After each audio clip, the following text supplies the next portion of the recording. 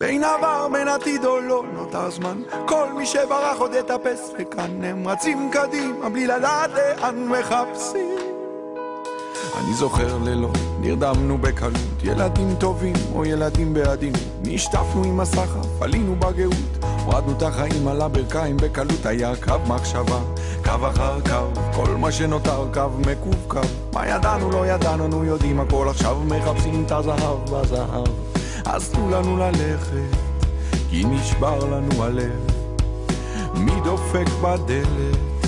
אין כאן אף אחד הלילה, תדליקו את האש, כולם הלכו לישון, איפה הגיטרות? רק שאלוהים ישמור, ואין ספק שהדור הזה שלנו בסך הכל רוצה לפרוח, הם לא יבינו את המנגינה, הם לא יבינו שנולדנו.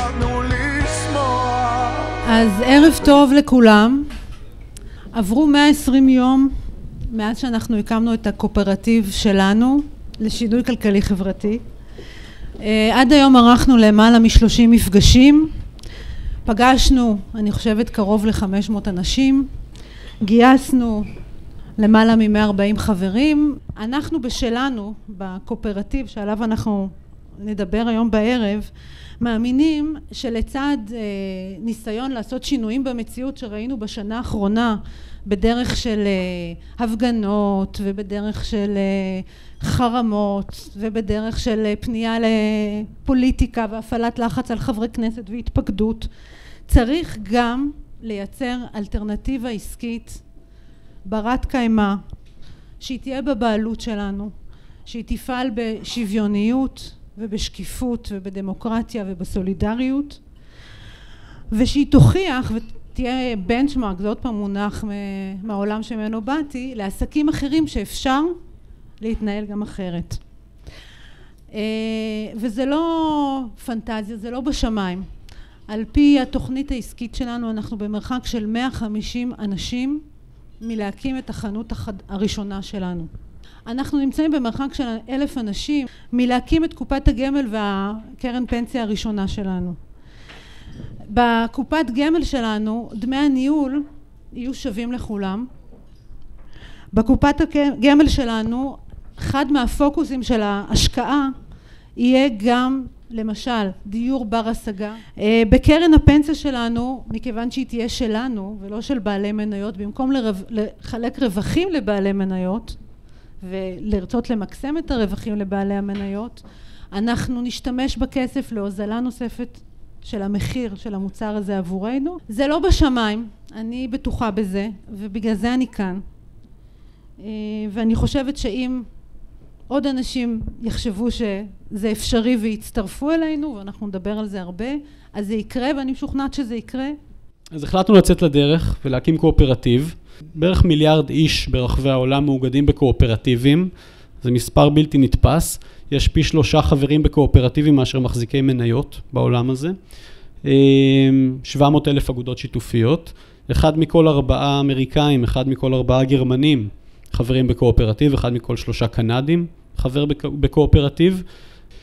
אז הקמנו את שלנו, שהיא אגודה שיתופית, והרעיון הוא שהאגודה הזאת תפעיל כקואופרטיב עסקים חברתיים, במודל שבו הרווחים של אותם עסקים מושקעים גם בעסקים עצמם כדי לפתח אותם וכדי להפחית את יוקר השימוש בהם לציבור, וגם נוכל להשקיע את הרווחים במיזמים חברתיים על פי החלטה של כלל חברי הקואופרטיב.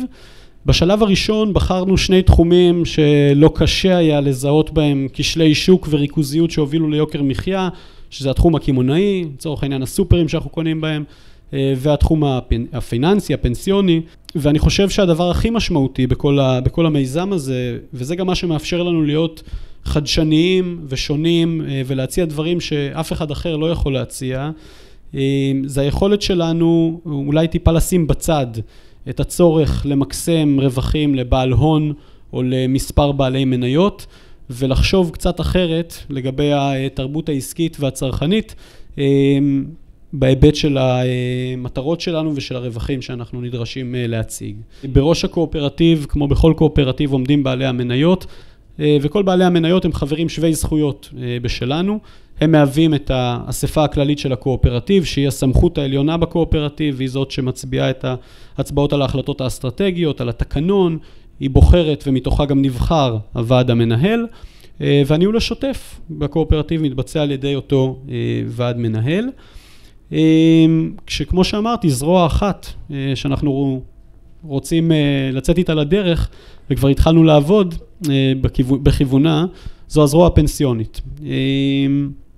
ובתוך הזרוע הפנסיונית אנחנו מדברים על הקמה של קופת גמל מפעלית, בשלב העתידי, גם על הקמה של קרן פנסיה, אבל אני רוצה להתחיל דווקא עם העיגול החביב הזה, של בקרה וליווי פנסיוני, ואנחנו מגלים משיחות שלנו עם חברים ובמפגשים כאלה, שהרבה פעמים הנגיעה של אנשים לפנסיה זה שהם יודעים שהם מקבלים מעטפה אחת לרבעון מהגוף שמנהל להם את הכסף, הם הרבה פעמים לא יודעים מי מנהל להם את הכסף או באיזה אפיקים הוא מושקע, ברוב הפעמים, וגם לא כל כך יודעים מה לעשות עם זה, או לא כל כך רוצים לגעת בזה כי זה קצת מפחיד ויש קצת בורות וכן הלאה.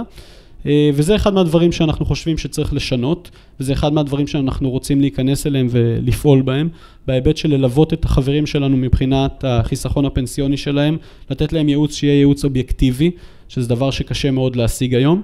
אז זה קצת לגבי הזרוע הפנסיונית. הקמעונאות בעצם מדבר על בשלב הראשון חנות, שאנחנו שואפים להקים כבר בחודשים הקרובים, ותכף אני אדבר קצת על לוחות זמנים. המודל שאנחנו מציעים, שתכף אני אתאר אותו, הוא מודל בר שכפול, כזה שכל קבוצה שתתאגד בכל מקום בארץ, שתהיה מספיק גדולה, ומספיק גדולה זה סדר גודל של 250-300 איש, תוכל לקחת את המודל הזה, שיהיה שקוף לחלוטין, להשתמש בו ולהקים חנות משלה. והחנויות האלה התבססו על אותם ערכים שדיברתי עליהם קודם, ואני רוצה שתפליגו בדמיון יחד איתי, ותחשבו, או תדמיינו את עצמכם נכנסים לחנות כזאת, שבה הערך של שקיפות בא לידי ביטוי בזה, שאתם נכנסים לחנות, וליד המחיר של הקוטג' אתם רואים גם כמה עלה הקוטג' הזה לחנות, וליד המחיר של העגבנייה גם כמה עלתה העגבנייה הזאת לחנות, ומה המרווח שהחנות לוקחת עליכם, שכנראה במקומות אחרים הוא מוטרף לגמרי. ולא רק זה, החנות גם מפרסמת במקום בולט מה הרווח שהיא עשתה באותו חודש. ולא רק זה, אלא גם במה מושקע הרווח הזה. כלומר, אתה יודע בדיוק לאן הכסף שלך הולך, ואתה לא מרגיש כל הזמן שדופקים אותך או מנסים לגזור עליך את אותו קופון. הוגנות, ההוגנות יכולה להתבטא בשני דברים מרכזיים. האחד זה באיך מתייחסים ללקוח, לצרכן. האם מה שמנסים לגרום לו זה לקנות המון דברים מיותרים שהוא לא צריך כדי לבזבז המון כסף ולמלא את העגלה, על ידי זה שמציעים לו 8,000 מוצרים, אני לא סתם זורק מספר, 8,000 מוצרים שונים בחנות ממוצעת של מגה בעיר שופרסל שלי וכן הלאה. אם כל מי, אתם אולי שמעתם על כל הטקטיקות והאסטרטגיות השונות שיש לסופרמרקטים לגרום לנו לקנות הרבה, והיא הוגנת גם בהיבט של הצרכנים, זה קשור גם לסולידריות, של הספקים, קשור גם לסולידריות, כי היום לספקים קטנים, בינוניים, מאוד מאוד קשה להיכנס לרשתות הגדולות, למדפים. מאוד קשה למצוא את עצמם בפנים, בין השאר בגלל הריכוזיות הזאת וחוסר התחרות. וזה עוד מקום שבו אנחנו יכולים להשפיע ולהביא לידי ביטוי את הערכים האלה. ההוגנות גם באה לידי ביטוי ביחס שלנו לעובדים, ובפערי השכר בין עובדים זוטרים לבכירים בחנויות, וכן הלאה וכן הלאה. קהילתיות, אנחנו שואפים שהחנויות שלנו לא יהיו רק מקום שבאים לקנות בו, אלא גם איזשהו מרכז להתאספות, להחלפת רעיונות, ואפשר להפליג בדמיון עם מחשבות על איך הדבר הזה יכול להתבצע ואיזה דבר מקסים זה יכול להיות. בשביל כל הדברים היפים האלה צריך איכשהו לממש את החזון הזה, והדרך שלנו לממש את החזון הזה זה לגייס חברים, וכשאני אומר לגייס חברים אני בעצם אומר לגייס הון, כי צריך כסף בשביל להקים חנות, בשביל להקים את הזרוע הפנסיונית. אנחנו מגייסים חברים שקונים מניה או יחידת חברות בקואופרטיב בעלות של 1,000 שקלים. וכמו שג'קי אמרה, עד היום הצטרפו אלינו כבר למעלה מ-140, כמעט 150 אנשים עם רוח של חלוציות ואמונה באידיאולוגיה הזאת ובחזון הזה, שהחליטו להכניס את היד לכיס ולשלם מחיר שהוא בכלל לא טריוויאלי כדי שהדבר הזה יקום.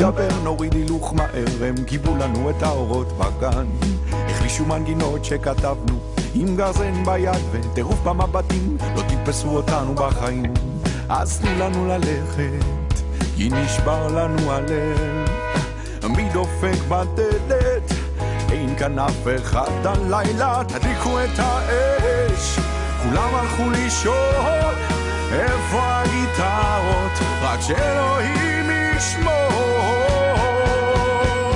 ואין ספק שהדור הזה שלנו בסך הכל רוצה לפרוח, הם לא יבינו את המנגינה, הם לא יבינו שנולד